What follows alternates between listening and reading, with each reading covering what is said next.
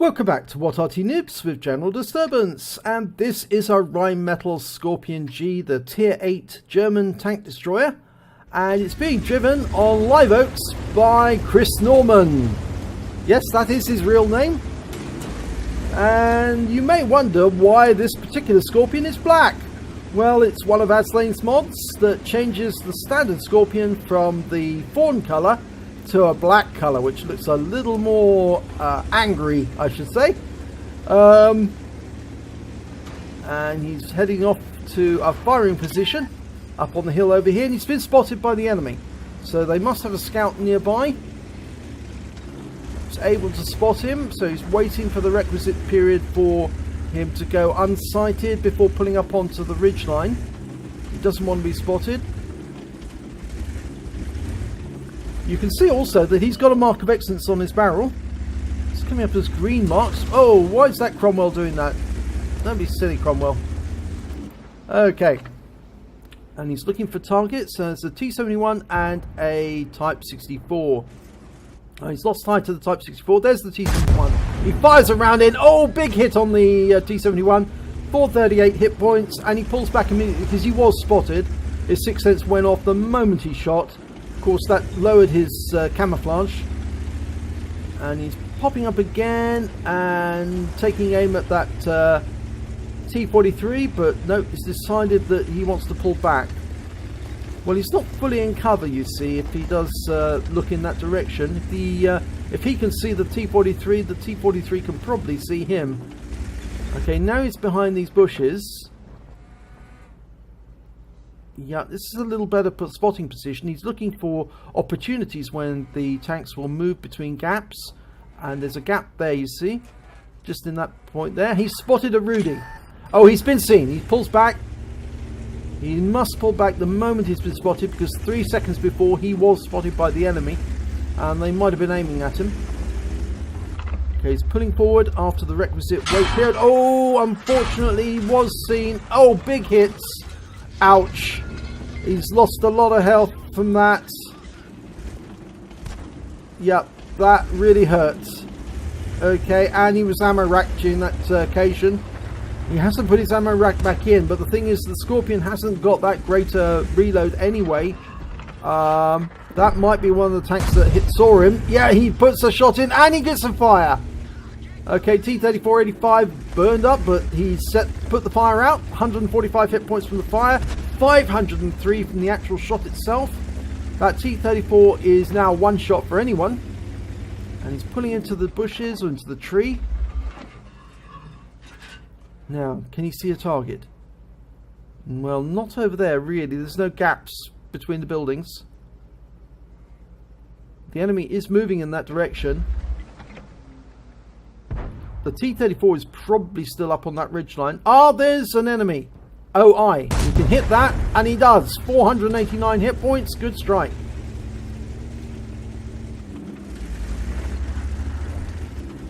Okay, he's waiting to go unspotted again. And the OI has been taken out. So he actually got the damage assistance because he was tracked. Okay, that's a KV2's one of his, but that is not. And that's an SU-152, and he took 482 hit points off him. Okay, rocking backwards and forwards on the spot. Now, is that SU-152 still there? No, he's just been taken out of the game. In fact, he was killed by the Hellcat. But there's a Churchill 7, and that's 486 hit points, and that brings up the high caliber. So if Chris Norman can maintain his current damage rate, he will keep the high caliber. Where's that 7 gone? Well, he fires where he thinks it was last seen. But we don't get a kill, so I suspect that he wasn't there. But he's now going to go after that T-34-85, who's now in sight again. Just. It's a difficult shot. He's waiting for it to dial in. He fires before it's dialed in. So the shot may not have gone true.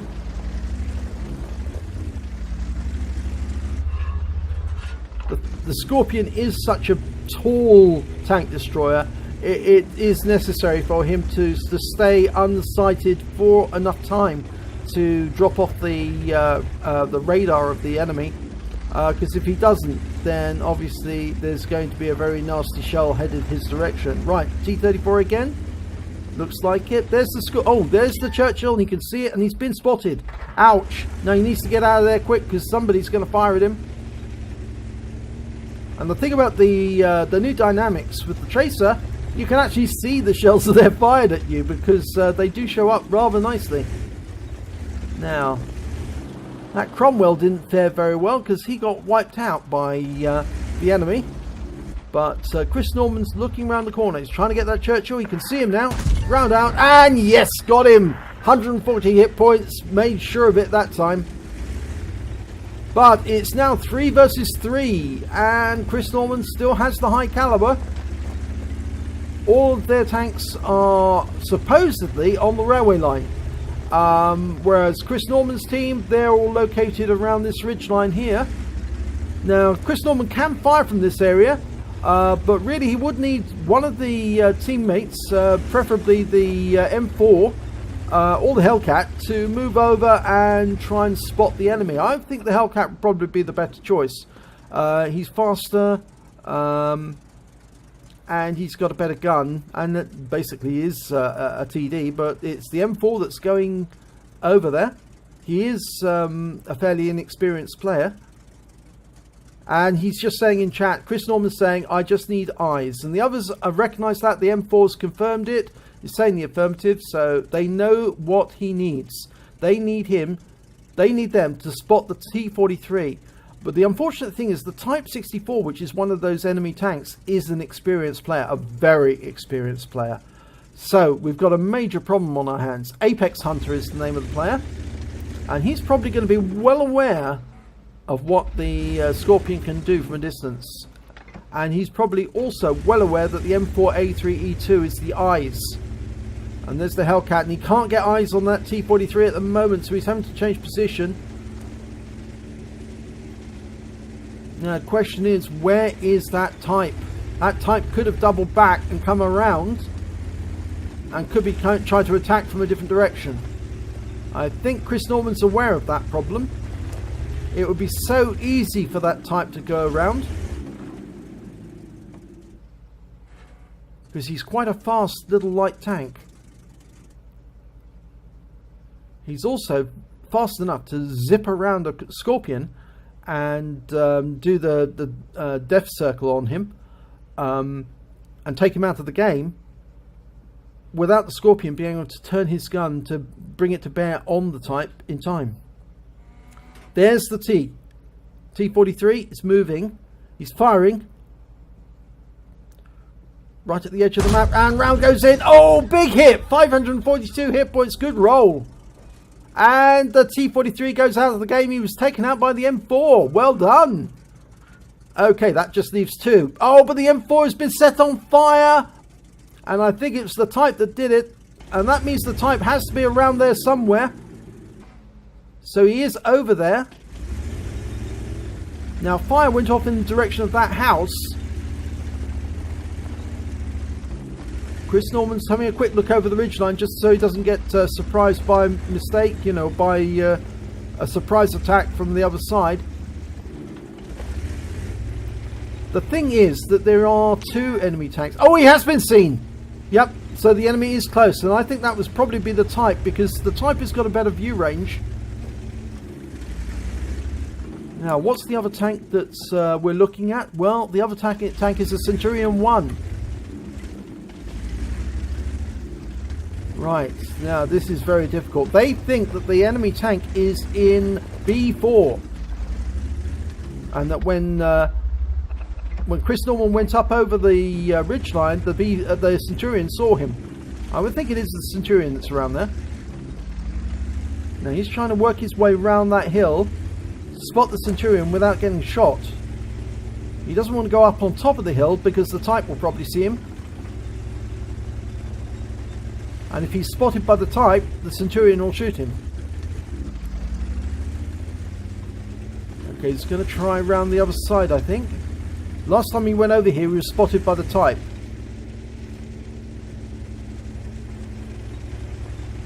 Now he's going to go through the bush again, and turning round, he's going to have a look around the other side. So long as his teammates hold their positions... Oh no, they're being hit!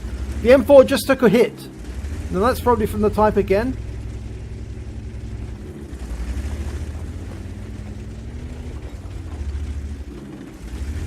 No, he can't see the Centurion.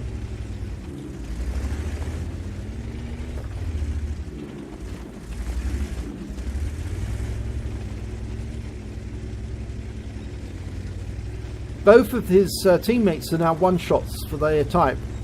He only needs to get one shot on them, one lucky shot, and one of them's going to go down. Now he's coming up on this hill again. He's asking, where did the shot come from? Or in fact, actually the Hellcat's asking. They want to know the direction of fire. Now I think, yes, it's over there. From the bridge. Okay. Chris Norman's having a quick look over the bridge. He's going to use the tree.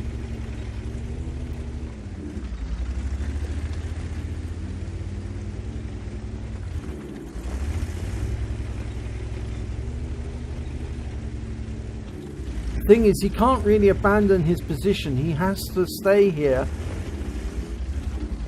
and wait for the enemy to come into view. He's a long-range sniper. He's not an agile scout. And that's exactly what the Type 64 is, an agile scout.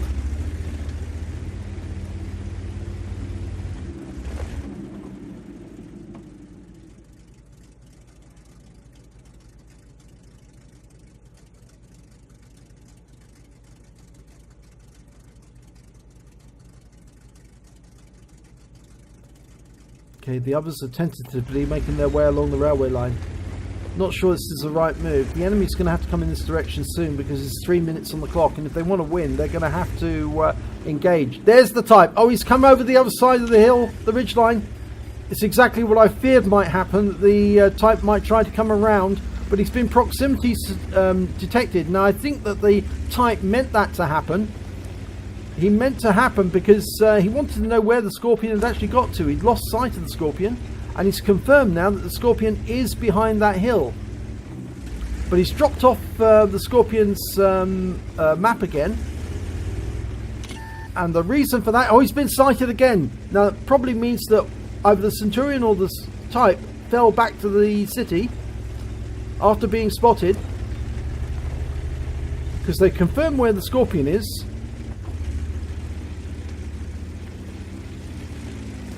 And now they need to work out a plan of attack.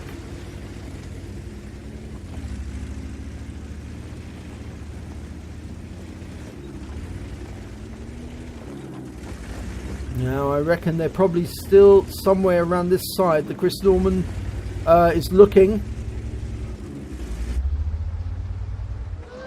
No, there's the 2-minute hooter. He's blind shooting that tree, that bush. It's usually the place that people will spot from, either that or the other bush. Okay, it's reloaded. It's got a reload speed of 10.75 seconds. Okay, he's going to take matters into his own hands. He's going to advance into the city, try and find the Centurion and the Type. This is dangerous, very dangerous. If Sixth Sense goes off, he's going to have to get to cover quick. There's the Centurion.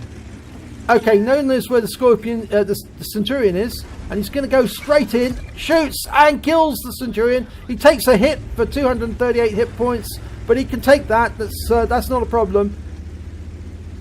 He's not a one-shot. He's still a two-shot for the Type, and the Type 64 was taken out in the meanwhile by the M4. So the game's over and they won. So the M4 managed to spot the Type 64 at the last moment, and it appears that the M4 himself was taken out by the Type, so they killed each other at the last moment. So actually I think we can run that back to actually see the last few seconds, just to see exactly what did happen. Okay, right, so Chris Norman goes towards the city, just about to spot the Centurion, and we're watching the other end of the map for the M4 to spot the Type 64. There's the Centurion. Sixth Sense goes off. The Type is found by the M4, and he kills the Centurion, And yes, they both killed each other at the same time. The Type and the M4 killed each other at the very same moment. And that's why there was a victory at that particular point. So well done to the M4. Good play. So let's have a look at the end of battle stats. And it's a second class tanker for Chris Norman in the Rheinmetall Skorpion G. He also picked up a Hand of God because he received fire from 4 enemy tanks during the battle. At least 4 enemy tanks. And still managed to survive. And he also picked up a Bruiser medal for getting at least 5 critical hits. He got 8. A Duelist medal for killing 2 enemy tanks that did damage to his vehicle during the battle. A Fire for Effect for causing more damage than the hit points to his own vehicle. A Confederate for hitting more of the enemy than anyone else on his team. At least 6 tanks subsequently destroyed by other teammates. And lastly, the High Calibre, which of course we found out during the battle that he'd actually won when he did more damage than anyone else on his team. In fact, more damage than anyone else in the battle. So if we have a look at the team score, well, the highest amount of damage, 4,065 hit points altogether. He didn't get the highest number of kills. He actually came third on his team with only 2 kills. And the Type 64 on the enemy team was the highest scorer, but he only got 3. In fact, it was the M4, the good old M4, who actually died at the last moment. He, in the Sherman Jumbo, was the one who picked up 4 kills. So well done to Blue Liner 413. Shout out to him. Good play. He also managed to get Chris Norman managed to get the highest XP, 1,074. Blue Liner managed to get 744, and the Hellcat 683. So if you have a look at the detailed report, well, he fired 12 rounds, got 9 direct hits, 9 penetrations, damage of 4,065 hit points, of which 2,114 were more than 300 meters. He received 5 hits during that battle, and all of them were penetrations. He spotted 1 enemy vehicle, he damaged 8 of the enemy but killed 2 of them, and he did damage assistance of 467 hit points. That was when he hit the OI and tracked him, and then everybody else piled in and killed the OI. On a premium account, he earned 108,429 credits, and because there was a mission running at the time, he actually got a personal missions payout of 10,000 credits and 121 compensation for damage caused by allies. I think that was done by the Cromwell. And so his grand total came to 118,551 credits, and after repair, ammunition resupply and consumables, he still had 97,834 credits left over. He received 1,611 base XP on a premium, which is 1.5 times base, and times 3 for the first victory of the day, as well as a personal missions payout of 806. And he got a premium vehicle bonus on top of that. So his grand total came to 5,800 XP altogether. That's a really good game. And as he can say, as he says at the top, 4k damage, clutch kill to win, secure the win, no problem for the Skorpion G. And it was a clutch kill on that Centurion, because he was pulling back rapidly behind that house, and he locked on straight away and shot and took the shot and won. But I think the shout out has to go in the end to the M4, because without the M4 taking out that Skorpion, that Type 64, who was a really good player, by the way, a really well a player with a very high rating. And without that work by Blue Liner 413, I don't think they would have been able to secure the battle. But they certainly did in this case. So well done. If you enjoyed this replay, please give it a like and do subscribe to our channel. And hopefully it'll be your replay that I'll be featuring in our next video.